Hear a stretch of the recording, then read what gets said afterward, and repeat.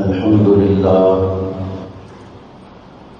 لله نحمده ونستعينه ونستغفره ونؤمن به ونتوكل عليه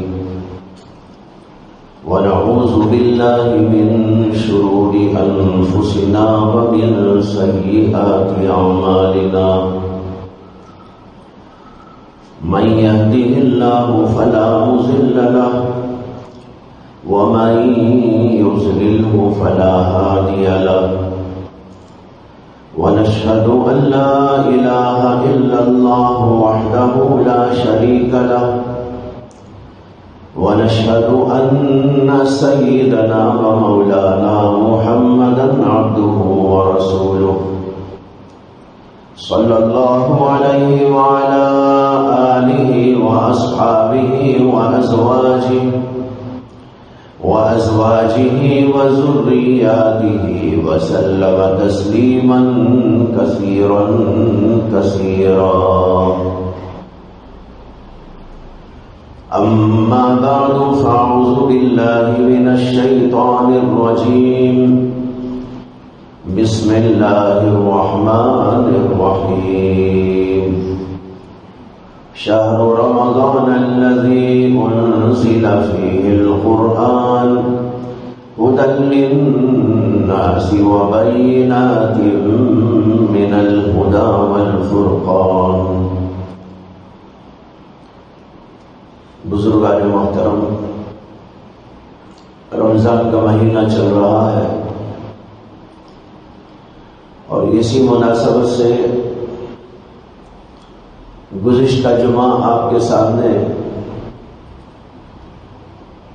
نبی اکرم صلی اللہ علیہ وسلم کی ایک حدیث عرض کی تھی، جس میں آتا ہے کہ حضرت سلمان فارسی رضی اللہ عنہ نے ارشاد فرمایا کہ نبی اکرم صلی اللہ علیہ وسلم نے ہمیں خطبہ دیا شعبان کی آخری تاریخ، اس کے دوسرے دن رمضان آنے والا تھا، اور اس خطبے کے اندر نبی اکرم صلی اللہ علیہ وسلم نے بہت ساری باتیں ارشاد فرمائی. انہی میں سے ایک بات یہ بھی ارشاد فرمائی کہ رمضان مبارک شہر المواسات ہے، وہو شہر المواسات یزاد فیہ رزق المؤمن. رمضان مبارک کا مہینہ مواسات یعنی ہمدردی کا، غمخواری کا، ایک دوسرے سے تعاون کا، ایک دوسرے کو مدد پہنچانے کا مہینہ ہے. مواسات کے معنی آتے ہیں ہمدردی اور غمخواری. اور پھر یہ بھی ارشاد فرمایا یزاد فیہ رزق المؤمن، اس کے اندر مومن کے رزق میں اضافہ کر دیا جاتا ہے. یہ حدیث لمبی ہے، اس کا ایک جز وہ ہے جو اس وقت میں نے آپ کو سنایا. گزشتہ جمعہ میں نے بتایا تھا کہ رمضان مبارک کا مہینہ وہ مہینہ ہے جو نیکیوں کے کمانے کے لیے ہے، اور اس کے اندر تقویٰ و طہارت اپنے اندر پیدا کرانا مقصود ہے.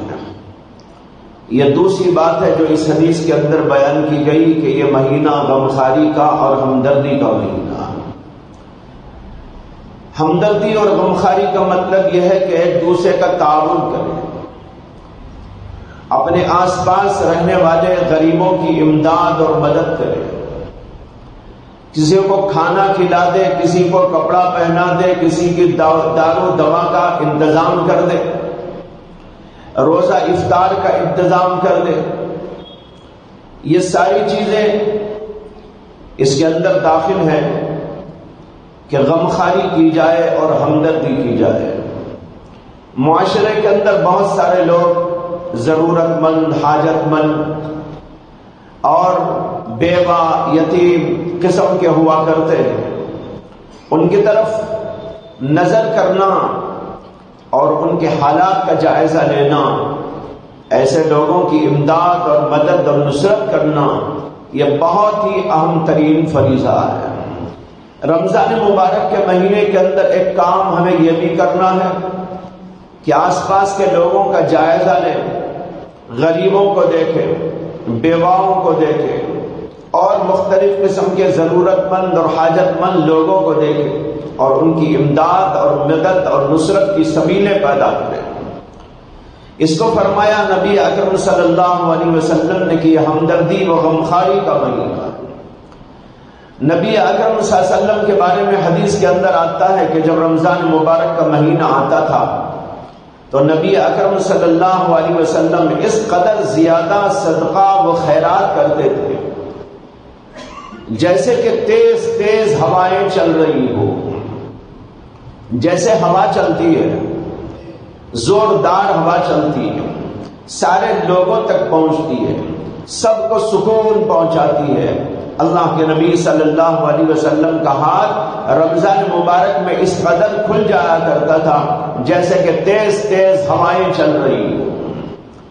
یہ آپ کا معمول تھا رمضان مبارک میں۔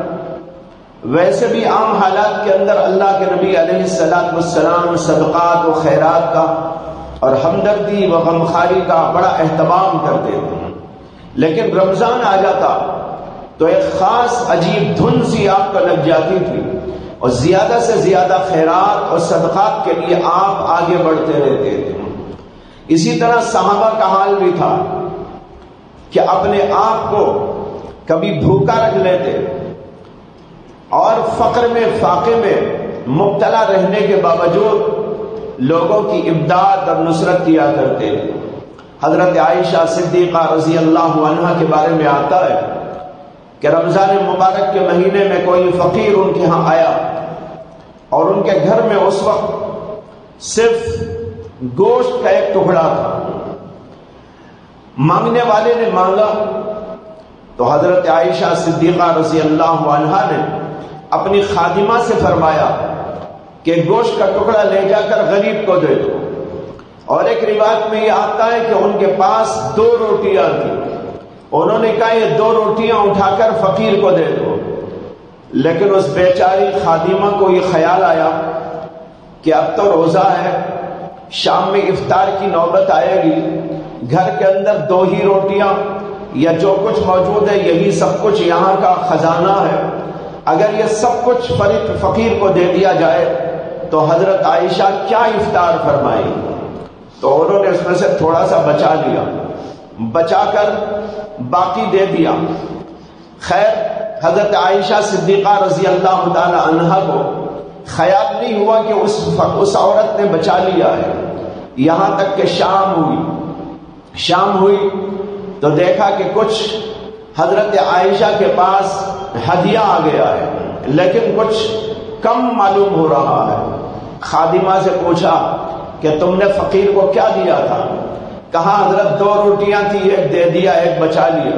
کہا تم نے ہمارے ہدیے میں کمی کر ڈالی، اگر تم سب دے دیتی تو اللہ ہمیں دوسرے طریقے سے انتظام فرما دیتا۔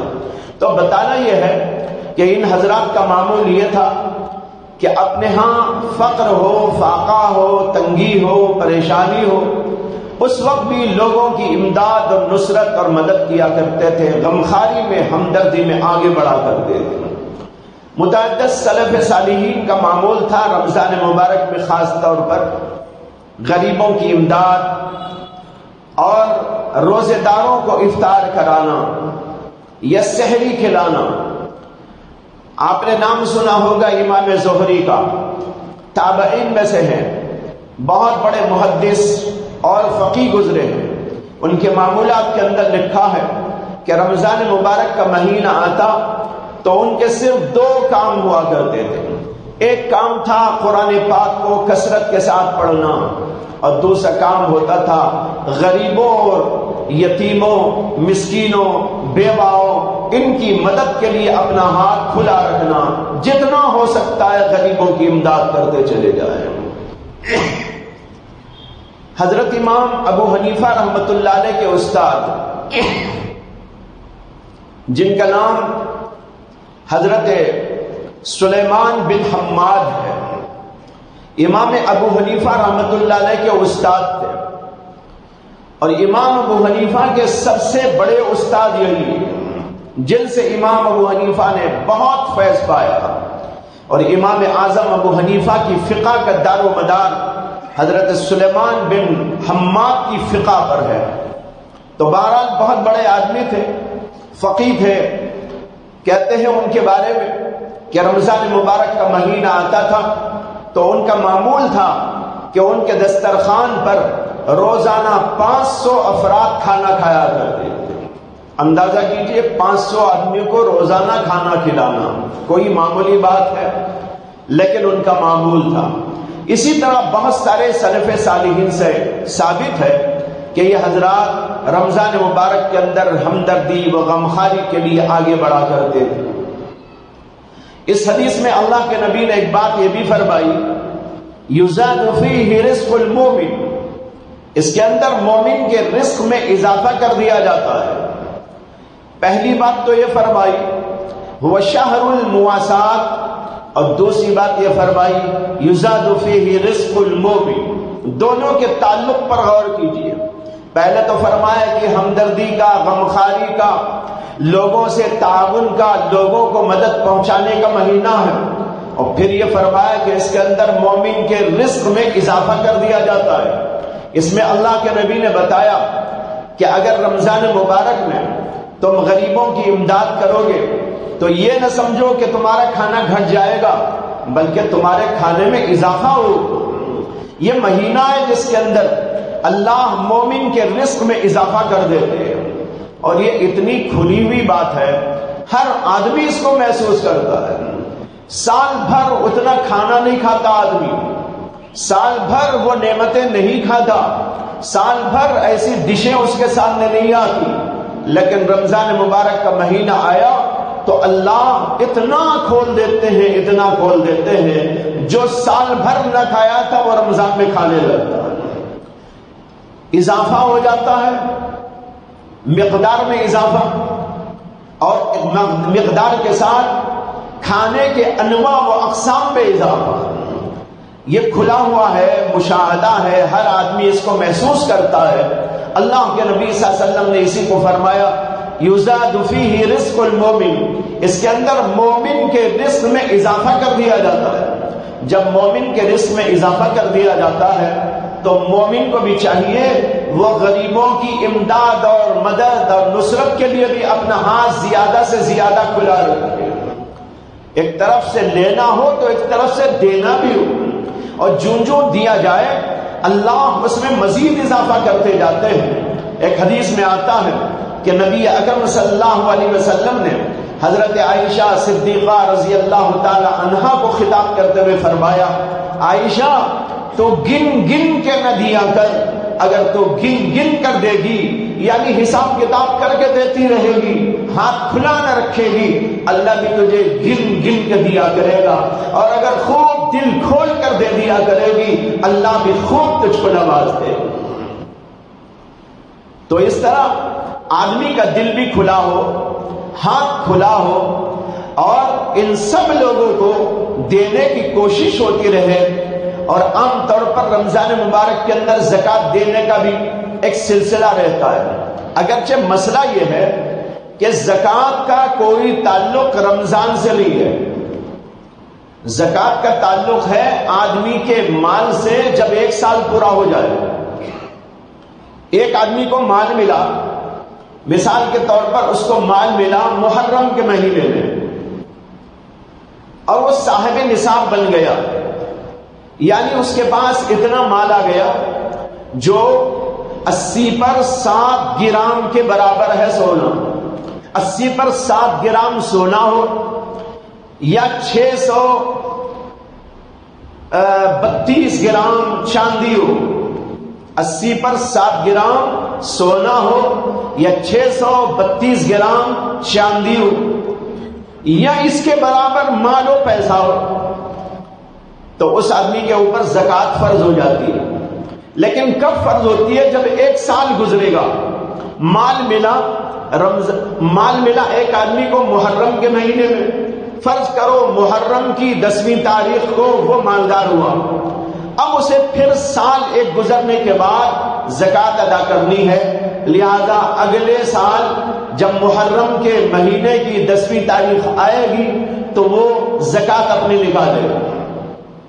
کسی نے مال کمایا، فرض کیجئے کہ وہ مالدار ہوا ربیع الاول کے مہینے میں، تو ربیع الاول پہ اس کے اوپر زکوٰۃ آئے گی۔ تو کسی آدمی کو مال ملا ہوگا شعبان میں، کسی نے مال کمایا ہوگا محرم میں، کسی کو جو ہے نصاب کے برابر مال ملا ہوگا ربیع الاول میں، کسی کو ربیع الثانی میں، کسی کو جمادی الاولی میں، کسی کو رجب کے مہینے میں، تو وہاں سے اس کی تاریخ بنتی ہے زکوٰۃ کی۔ یہ ہے اصل مسئلہ۔ لیکن اب عمومی رواج یہ ہو گیا ہے کہ لوگ رمضان مبارک کے اندر زکوٰۃ نکالتے ہیں۔ چلیے کوئی مذائقے کی بات نہیں کہ اگر آدمی جو ہے رمضان ہی کو اپنا مہینہ قرار دے لے کہ میں اب ہر سال رمضان میں نکالا کروں گا، تو ٹھیک ہے، نکال سکتا ہے۔ تو بہرحال اس مہینے کے اندر زکوٰۃ نکالی جاتی ہے۔ زکوٰۃ بھی دراصل اسی لیے ہے بھائیوں کہ یتیموں کی خبرگیری ہو اور لوگوں سے ہمدردی و غمخواری ہو، ان کا لحاظ اور ان کو نوازنے کی کوشش ہو، اسی کے لیے اللہ نے ہمارے اوپر زکوٰۃ کو فرض قرار دیا ہے۔ اسلام بڑا پاکیزہ، ہمدردانہ، غمخوارانہ اور عقل مندانہ، نہایت ہی مہذب قسم کا مسلک ہے، مذہب ہے۔ اس کے اندر عبادات بھی ہیں، جیسے کہ نماز پڑھتے ہیں، روزہ رکھتے ہیں، ذکر کرتے ہیں، تسبیح پڑھتے ہیں اور مختلف عبادات۔ اس کے ساتھ اللہ نے یہ بھی ہمارے اوپر ضروری قرار دیا ہے کہ تم جہاں نماز پڑھو وہیں پر یہ بھی کرو کہ غریبوں کی امداد کے لیے اپنا ہاتھ کھولو اور دل کھولو، زکوٰۃ کی شکل میں بھی، زکوٰۃ کے علاوہ دوسری شکلوں کے اندر۔ زکوٰۃ ہی نہیں، زکوٰۃ کے علاوہ بھی نکالنا چاہیے۔ زکوٰۃ تو فرض ہے، اگر نہیں نکالے گا تو گنہگار ہو جائے گا، اور اگر زکوٰۃ کے علاوہ دیگر مدات سے بھی نکالے۔ ایک آدمی پر زکوٰۃ فرض ہوئی مال میں 1,00,000 روپے، اس نے 1,00,000 روپے دے دیے، لیکن 1,00,000 روپے مزید نکالا اور غریبوں کو دیا، یہ بہت بڑی فضیلت کی بات ہے۔ ایک حدیث میں آتا ہے کہ نبی اکرم صلی اللہ علیہ وسلم نے فرمایا ان فی المال لحقا سوى الزکاۃ، آدمی کے مال میں زکوٰۃ کے علاوہ بھی حق ہے، جیسے ماں باپ کی خدمت کرنا، ماں باپ کو کھلانا پلانا، ان کی خبرگیری کرنا، بھائیوں کی امداد اور مدد اور نصرت کرنا، اور رشتہ داروں کے ساتھ اچھا سلوک کرنا۔ یا اس کے علاوہ اور بھی مختلف شکلیں ہو سکتی ہیں۔ یہ جو شکلیں ہیں ظاہر بات ہے کہ یہ زکوٰۃ کے علاوہ کیا جاتا ہے۔ مثلا ایک آدمی باپ کو دے، باپ کو تو زکوٰۃ نہیں ہوتی، بھائی کو تو دے سکتے ہیں زکوٰۃ، لیکن باپ کو زکوٰۃ نہیں، ماں کو زکوٰۃ نہیں، اسی طریقے پر اپنے بچوں کو زکوٰۃ نہیں، اور اوپر والے جتنے ہوں دادا دادی نانا نانی ان کو زکوٰۃ دینا جائز نہیں۔ لیکن یہاں بھی تو مال خرچ کرنا ہے، یہ جو مال خرچ کیا جائے گا یہ زکوٰۃ کے علاوہ سے خرچ کیا جائے گا۔ اسی طرح ایک آدمی اپنے رشتہ داروں کو، قبیلے والوں کو، بھائیوں کو، بہنوں کو زکوٰۃ کے علاوہ بھی نکال کر دیتا رہے، یہ بہت اچھی بات ہے۔ تو بہرحال زکوٰۃ کے انداز پر کوئی نکالے مال یا زکوٰۃ کے علاوہ بھی نکالے، یہ سب شکلیں ہیں جو ہمدردی و غمخواری کی۔ جہاں تک مسئلہ ہے زکوٰۃ کا، اس کو تو اللہ نے فرض قرار دے دیا اور نہ دینے والوں پر سخت وعید بیان فرمائی گئی۔ ایک جگہ قرآن مجید میں اللہ نے کہا کہ جو لوگ مال جمع کرتے ہیں، سونا چاندی خزانہ بنا بنا کر رکھتے ہیں، لیکن اللہ کے راستے میں خرچ نہیں کرتے، ان الذين يكنزون الذهب والفضة ولا ينفقونها في سبيل الله فبشرهم بعذاب أليم، ایسے لوگوں کو آپ دردناک عذاب کی خبر سنا دیجیے، ان کو بڑا دردناک عذاب ہو۔ یہ عذاب کب ہوگا؟ کبھی تو دنیا میں بھی ہو جاتا ہے، اور دنیا میں اگر نہ ہوا تو آخرت میں تو بہرحال ہوگا۔ دنیا میں کیا عذاب؟ آدمی مال جمع کر کے رکھتا ہے، اللہ کے نام سے نہیں دیتا، اللہ کے نام پر زکوٰۃ نہیں نکالتا، تو ایسے لوگوں کو اللہ کبھی دنیا ہی میں یہ چکھا دیتے ہیں کہ اس کا سارا مال ختم ہو جاتا ہے، کبھی کسی شکل میں کبھی کسی اور شکل میں اللہ تبارک و تعالیٰ اس کو ضائع کر دیتے ہیں۔ اور جو آدمی زکوٰۃ نکالتا ہے اللہ اس کے مال کی حفاظت فرماتے ہیں۔ ایک حدیث میں اللہ کے نبی صلی اللہ علیہ وسلم نے فرمایا حسنوا اموالکم بالزکاۃ، اپنے مالوں کا تحفظ کر لو زکوٰۃ ادا کر کے۔ معلوم ہوا زکوٰۃ ادا کی جاتی ہے تو اللہ کی طرف سے مال کے تحفظ کا سامان پیدا کر دیا جاتا ہے، فرشتے اس کے مال کی حفاظت کرتے ہیں، اللہ اس کے لیے ایسی شکلیں بنا دیتے ہیں کوئی آدمی اس کے مال کو ضائع نہ ہو دیتے۔ اور اگر زکوٰۃ نہیں دیتا، مال جمع کرتا ہے کسی اور طریقے سے اللہ اس کو ختم کر دیتے ہیں۔ کبھی ریٹ پڑ گیا کیا ہوگا؟ اللہ بولتے ہیں تو دیتا نہیں، لیکن دنیا والے آ کر ریٹ ڈال کر لے کر جاتے ہیں، کبھی جھوٹا الزام لگا کر بھی لے کر چلے جاتے ہیں۔ یہ ہوتا ہے دنیا میں دیکھا جاتا ہے، کبھی چور آتے ہیں، ڈاکو آتے ہیں، اٹھا کے لے جاتے ہیں، یا اور کسی شکل سے اللہ مال کو ضائع کر دیتے ہیں۔ یہ دنیاوی عذاب ہوتا ہے ان لوگوں پر جو زکوٰۃ ادا نہیں کرتے۔ اور اگر کوئی دنیا میں عذاب نہ بھی آیا تو آخرت کے اندر تو عذاب ہے، جس کا ذکر اس آیت میں اللہ نے کیا ہے کہ یہ عذاب اس دن ہوگا یوم یحمى علیہا فی نار جہنم فتقوی بہا جباہہم وجنوبہم وظہورہم ھذا ما کنزتم لانفسکم فذوقوا ما کنتم تکنزون۔ جس دن کے ان کے مالوں کو جہنم کی آگ میں تپایا جائے گا۔ جو لوگ زمانہ بھر جمع کر کے رکھتے اور یہ سمجھتے ہیں کہ یہ میں رکھ کے جا رہا ہوں بہت کام آئے گا، کیا کام آئے گا؟ اللہ بتا رہے کام یہ آئے گا وہ جمع شدہ مال قیامت کے دن دوزخ کی آگ میں تپایا جائے گا، اور پھر اسی مال سے اس آدمی کو داغ دیا جائے گا۔ داغ دیا جائے گا پیشانی پر، بازوؤں پر اور اس کی پشت پر۔ سامنے اس لیے دیا جائے گا پیشانی پر کہ غریب آتا تھا تو وہ ناک بھاؤں چڑھایا کرتا تھا، اپنی پیشانی پر بل ڈال لیا کرتا تھا، اسے سب سے پہلے تو اس کی پیشانی کو داغ دیا جائے گا۔ اور دوسرا یہ ہوتا ہے کہ کبھی آدمی مڑ جاتا ہے، غریبوں کو دیکھ کر مڑ کے چلا جاتا ہے، جب مڑتا ہے تو یہ بازو ہوتے ہیں، بازوؤں پر داغ دیا جائے گا، اور جب مڑ کر واپس جاتا ہے تو پیٹھ نظر آتی ہے، لہذا پیٹھ کے اوپر داغ دیا جائے گا۔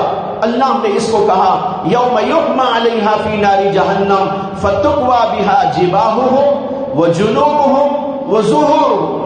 اس مال سے داغ دیا جائے گا اس کی پیشانی پر اور اس کے بازوؤں پر اور اس کی پشت پر، اور کہا جائے گا ھذا ما کنزتم لانفسکم فذوقوا ما کنتم تکنزون۔ یہ ہے وہ مال جس کو جمع کر کے تم رکھے تھے، اب اس کا عذاب چکھو کیا ہے۔ معلوم ہوا زکوٰۃ دینا چاہیے، اور حساب نکال کر زکوٰۃ دیجیے۔ حساب نکالنے کا مطلب یہ ہے کہ علل ٹپ نہ نکالے۔ بعض لوگوں کے پاس کروڑ روپے کا مال ہے لیکن وہ تھوڑی بہت زکوٰۃ دے دیتا ہے اور یہ سمجھتا ہے کہ میں نے زکوٰۃ ادا کر دی۔ نہیں، اسے حساب لگانا چاہیے، مجھے اللہ نے کتنا مال دیا ہے، کہاں کہاں میں نے مال کو رکھا ہے، دکان میں کتنا ہے، گھر میں کتنا ہے، بینک میں کتنا ہے، جیب میں کتنا ہے، میں نے قرض کسی کو دیا ہے تو وہ کتنا ہے۔ ان ساری چیزوں کا حساب لگانا پڑتا ہے۔ اگر ہم نے کسی آدمی کو قرض دیا ہے تو اس قرض کی بھی زکوٰۃ نکالنا واجب ہے۔ بہت سے سمجھتے ہیں کہ ہم نے قرض دیا ہے اس کے اوپر زکوٰۃ نہیں، اس کی بھی زکوٰۃ آئے گی۔ مثلا ایک آدمی کو 1 لاکھ روپے قرض دیا ہوا ہے، ابھی وہ واپس نہیں کیا، آپ کے زکوٰۃ کا مہینہ آ گیا، تو اس کو بھی آپ اپنے دیگر اموال کے اندر حساب میں لے کر اس کی بھی زکات نکالیں گے۔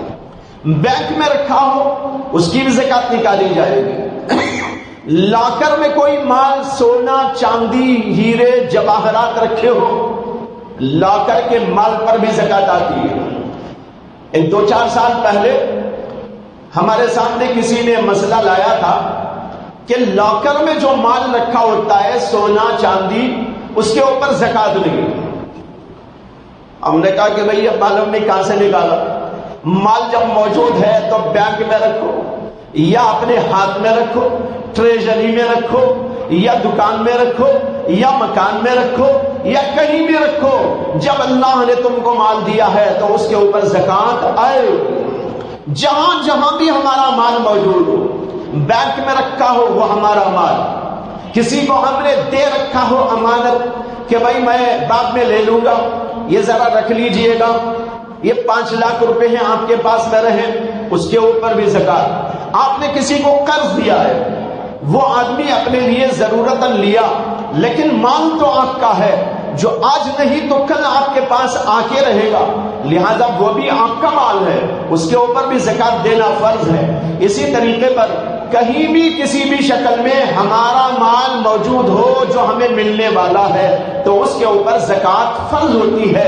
اس لیے جب کیلکولیٹ کیا جائے، حساب لگایا جائے تو ان سب کو جوڑا جائے کہاں کہاں میرا مال موجود ہے، اور جو خرچ ہوتا ہے اس کو نکال دیں۔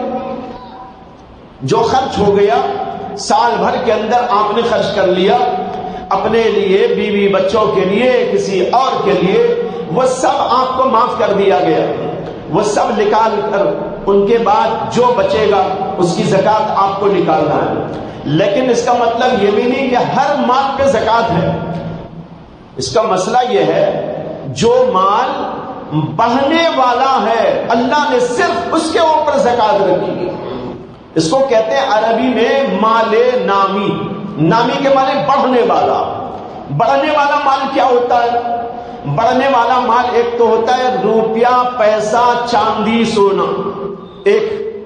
نمبر 2 بڑھنے والا مال ہوتا ہے وہ مال جو بیچنے کے لیے آپ نے لیا ہو، جیسے دکان کھول کر اس میں مال آپ نے بیچنے کے لیے رکھا ہوا ہے، یا کوئی جگہ آپ نے بیچنے کے لیے خریدی ہوئی ہے، کوئی مکان آپ نے بنایا ہے اس کو آپ کو بیچنا ہے، کوئی مکان آپ نے خریدا ہے اسے آپ کو بیچنا ہے، کوئی دکان آپ نے خرید رکھا ہے اسے آپ بیچنا چاہتے ہیں۔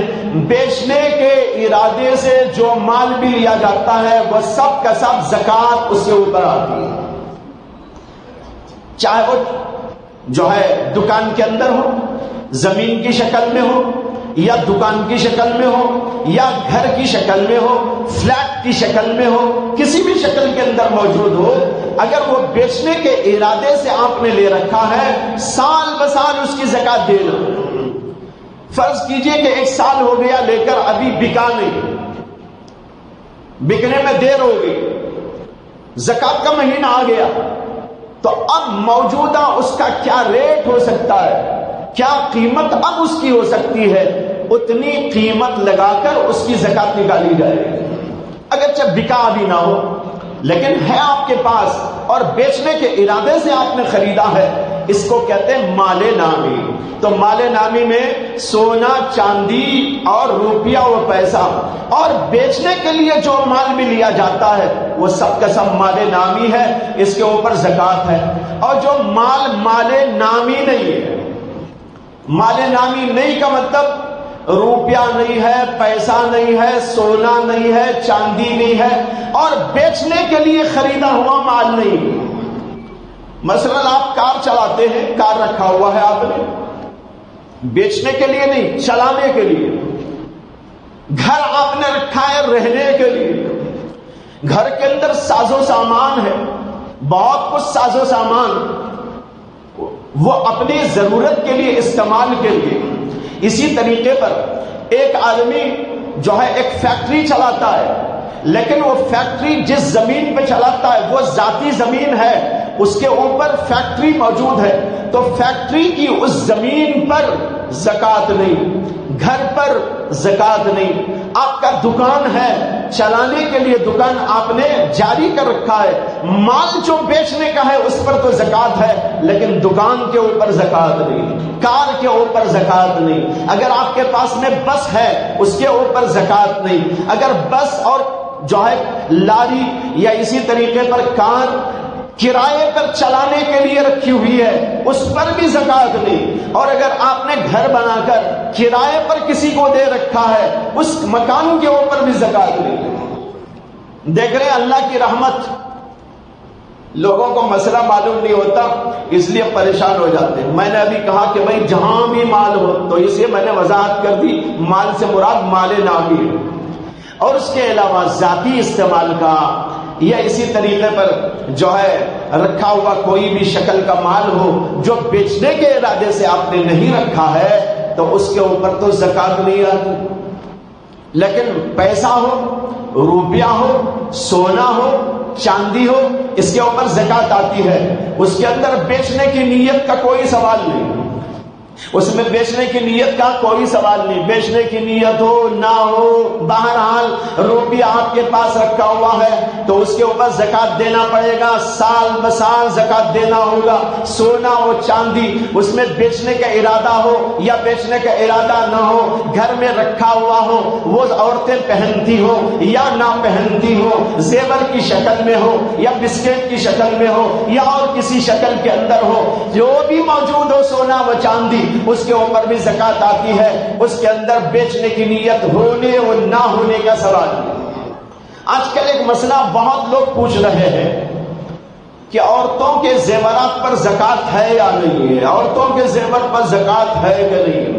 یہ جب سے سوشل میڈیا چلا ہے, جہاں بڑی رحمتیں آ رہی ہیں بڑی زحمتیں بھی آ رہی ہیں, جہاں خوبیاں آ رہی ہیں وہیں پر بڑی نحوستیں بھی آ رہی ہیں. ہر آدمی جو بھی چاہتا ہے اس کے اندر ڈال دیتا ہے. اچھے لوگ بھی, برے لوگ بھی, جاننے والے بھی, انجانے بھی, ہر مسلک کے لوگ بھی اور دیکھنے والے بھی, ہر قسم کے لوگ, اچھے بھی برے بھی, سب اس کو دیکھ رہے ہیں. بھائی اس میں مسئلہ یہ ہے, عورتوں کا جو زیور ہوتا ہے اس زیور پر زکات عائد ہوتی ہے یا نہیں ہوتی, اس کے بارے میں ائمہ کا اختلاف ہے. بعض اماموں کا مسلک یہ ہے کہ زیور جو پہنا جاتا ہے, عورتیں جو استعمال میں لاتی ہیں, ان کے اوپر زکات نہیں ہے. ان کا خیال یہ ہے کہ یہ ایسا ہے جیسے ہم کپڑے پہنتے ہیں, کپڑوں پہ زکات نہیں. کار چلاتے, کار پر زکات نہیں. یہ استعمالی چیزیں, تو جو استعمالی چیزیں اپنی ذاتی ضروریات میں استعمال ہونے والی چیزیں ہیں ان کے اوپر زکات نہیں. اسی طریقے پر عورتوں کا جو زیور ہوتا ہے اس پر بھی زکات نہیں. یہ بعض اماموں کا مسلک ہے لیکن تمام علماء کا مسلک نہیں ہے. امام اعظم ابو حنیفہ رحمۃ اللہ علیہ کا اور بھی بعض ائمہ کا مسلک یہ ہے کہ عورت زیور پہنتی ہو یا نہ پہنتی ہو, گھر میں یا لا کر میں کہیں رکھی ہو یا روزانہ استعمال میں لاتی ہو, ہر قسم کے زیور پر زکات عائد ہوتی ہے. مرد کے پاس زیور ہے تو تمام علماء کے پاس زکات ہے, یہ بھی یاد رکھ لینا. اگر مرد کے پاس سونا ہے, چاندی ہے, تو تمام ائمہ کہتے ہیں اس کے اوپر زکات آئے گی. صرف عورتوں کے بارے میں اختلاف ہے, عورتیں جو زیور استعمال کرتی ہیں ان پر زکات ہے نہیں. بعض ائمہ کہتے ہیں نہیں ہے, لیکن امام اعظم ابو حنیفہ بھی اور بھی بعض ائمہ کا مسلک یہ ہے کہ اس کے اوپر زکات عائد ہوتی ہے. حضرت عائشہ صدیقہ رضی اللہ عنہا کے بارے میں حدیث میں آتا ہے کہ انہوں نے کوئی پازیب بنایا تھا, یعنی جو پٹی ڈالتے ہیں نا عورتیں, پیروں میں جو پٹی ڈالتے ہیں اسے کہتے ہیں پازیب. تو پازیب کو انہوں نے بنا کے ڈالا تھا. نبی اکرم صلی اللہ علیہ وسلم کی خدمت میں حاضر ہوئی. اللہ کے نبی علیہ السلام نے پوچھا عائشہ یہ کیا ہے؟ انہوں نے کہا یا رسول اللہ میں نے آپ کی خاطر زینت کے لیے اسے بنایا ہے تاکہ آپ کے پاس آؤں تو پہن کے آیا کروں. اللہ کے نبی صلی اللہ علیہ وسلم نے فرمایا عائشہ تم اس کی زکات دیتی ہو؟ انہوں نے کہا یا رسول اللہ نہیں. تو فرمایا پھر تو تیرے لیے جہنم کافی ہے. دیکھ رہے ہیں کتنی سخت بات. اسی طرح دو عورتیں رسول اللہ صلی اللہ علیہ وسلم سے کوئی مسئلہ پوچھنے کے لیے آئی. ان کے ہاتھوں میں کنگن تھے. نبی اکرم صلی اللہ علیہ وسلم نے ان سے بھی پوچھا تم اس کی زکات ادا کرتی ہو؟ اب دیکھو یہ وہ زیور ہے جو پہنا ہوا ہے، حضرت عائشہ پہنی ہوئی ہے، اور وہ دو عورتیں آئی ہیں تو ہاتھ میں کنگن پہنی ہوئی ہیں. اللہ کے رسول ان سے پوچھتے ہیں تم اس کی زکات ادا کرتی ہو؟ وہ کہتی ہیں کہ نہیں. تو اللہ کے نبی کہتے ہیں پھر تو اللہ اس کے بدلے تمہیں جہنم کا زیور پہنائیں گے. اگر تم اس کی زکات نہیں دیتی تو اللہ تمہیں اس کے بجائے جہنم کے کنگن پہنائیں گے. یہ بھی حدیث پاک موجود ہے. میری کتاب گزشتہ سال شائع ہوئی تھی، زکات کے اہم و جدید مسائل. نئے نئے مسائل پیش آتے رہتے ہیں، اس میں نئے مسائل، اہم مسائل کا ذکر ہے. اس کے اندر یہ حدیثیں ہم نے کوٹ کی ہیں. یہاں باہر بھی وہ کتاب ملتی ہے، جو خریدنا چاہے لے سکتے ہیں. اس کے اندر ان حدیثوں کا حوالہ موجود ہے. 3 حدیثیں ہم نے وہاں پر ذکر کی ہیں جس میں اللہ کے نبی علیہ السلام کا عورتوں کو اس بات پر تنبیہ کرنے کا ذکر ہے کہ اگر عورتیں زیور پہنتی ہوں تب بھی ان کو زکات ادا کرنا ہے، اگر نہیں دیتی تو اللہ کے نبی نے وعید بیان فرمائی. ان دلائل کی بنیاد پر امام اعظم ابو حنیفہ رحمۃ اللہ علیہ اور کئی علماء کا یہ مسلک ہے کہ عورتیں زیور پہنتی ہوں تو ان پر بھی زکات فرض ہے. بہرحال بھائیو، زکات بڑا اہم مسئلہ ہے. زکات کے علاوہ بھی نکالیے، زکات تو بہرحال نکالیے. یہ زکات ادا کرنے کے لیے ہم نے طے کر لیا ہے مہینہ تو ٹھیک ہے، اسی کے اندر زکات اہتمام سے نکالا جائے اور اس میں کوشش یہ کی جائے کہ ہمارا جتنا مال بھی ایسا ہے جو مال نامی کہلاتا ہے اس کی لسٹ بنائیں اور پورا نکالنے کی کوشش کریں اور پھر ان لوگوں تک پہنچانے کی کوشش کریں جو اس کے مستحقین ہوا کرتے ہیں. بہت سارے لوگ مستحقین تک پہنچانے کا اہتمام نہیں کرتے، اس لیے ادھر ادھر ہو جاتی ہے زکات. زکات کو ادا کرنے کے لیے اس بات کا بھی اہتمام ہونا چاہیے کہ غریبوں تک، مستحقین تک وہ پہنچ جائے. اللہ تعالیٰ سے دعا ہے کہ اللہ تبارک و تعالیٰ ہمیں اور آپ کو ان باتوں پر عمل کی توفیق عطا فرمائے. ماٹی کس کو بھی ہے؟ مسئلہ لکھا ہے، پوچھا ہے گھر کے ایڈوانس پر زکات ہے یا نہیں. گھر کے ایڈوانس پر زکات کے بارے میں بیشتر علماء یعنی اکثر علماء کا خیال یہ ہے کہ زکات نہیں ہے. ایک آدمی ایک مکان لینا چاہتا ہے تو اس کے اوپر جو ہے 3 لاکھ 4 لاکھ 5 لاکھ کچھ زکات وہ جو ہے ایڈوانس دیا ہوا ہوتا ہے. یہ جو ایڈوانس کی رقم ہوتی ہے وہ اگرچہ وہاں محفوظ ہے لیکن جب تک ہم وہ مکان خالی نہیں کریں گے وہ ہمارے بس کا نہیں ہے، یعنی ہمارے اختیار میں نہیں ہے. ملکیت ہماری ہے لیکن قبضہ ہمارا نہیں ہے، اور قبضہ نہ ہونے کی وجہ سے ہم جب چاہے لے بھی نہیں سکتے. قرض میں اور اس میں فرق یہیں سے سمجھ میں آ جائے گا. قرض کا مسئلہ تو ایسا ہے جس کو آپ نے قرض دیا آپ اس سے مطالبہ کر سکتے ہیں کہ بھائی میرا قرض ادا کرو. آپ نے ایک آدمی کو 1 لاکھ روپے قرض دیا، دینے کے بعد آپ جب چاہے پوچھ سکتے ہیں میرا قرض ادا کرو، لیکن ایڈوانس دینے کے بعد آپ پوچھ نہیں سکتے. جب تک مکان خالی نہیں کریں گے پوچھ نہیں سکتے. کیسے پوچھ سکتے ہیں؟ لہذا یہ قرض ہے اور یہ ایڈوانس ہے. ایڈوانس کی رقم جب چاہے آپ لے نہیں سکتے. اس لیے یہاں مسئلہ یہ ہے کہ ایڈوانس کی رقم ایک ضرورت میں لگی ہوئی ہے اور ہمارا قبضہ بھی اس کے اوپر نہیں ہے. اس وجہ سے جب تک وہ ہمارے قبضے میں واپس نہیں آتی اس وقت تک اس کی زکات نہیں ہے. ہاں جب آ جائے گی تو پھر 1 سال گزرنے کے بعد جیسے اور مالوں پر زکات آئے گی اس کے اوپر بھی جو ہے زکات آئے گی. یہ بھی پوچھ رہے ہیں کہ مارٹی گیج پر جو رقم لگا کے ہوتے ہیں اس پر کیا مسئلہ ہے. مارٹی گیج کی جو رقم ہوتی ہے اس پر اکثر علماء کہتے ہیں کہ زکات آئے گی کیونکہ وہ قرض ہے، خالص قرض ہونے کی وجہ سے. اسی لیے وہاں مسئلہ ہے کہ چونکہ وہ قرض کی رقم ہے اور قرض دے کر کسی کے گھر میں بغیر کرائے کے رہنا حرام ہے. یہ قرض ہونے کی وجہ سے علماء نے بیان کیا، قرض دے کر کسی سے فائدہ اٹھانا حرام ہے. اسی لیے مارٹیگیج کے مکان میں بغیر کرائے کے جو رہتے ہیں بہت سارے لوگ، وہ ناجائز ہے. تو وہ رقم زکات، وہ رقم قرض کی رقم ہے اور قرض کی رقم کے اوپر زکات آتی ہے. وآخر دعوانا ان الحمد للہ رب العالمین.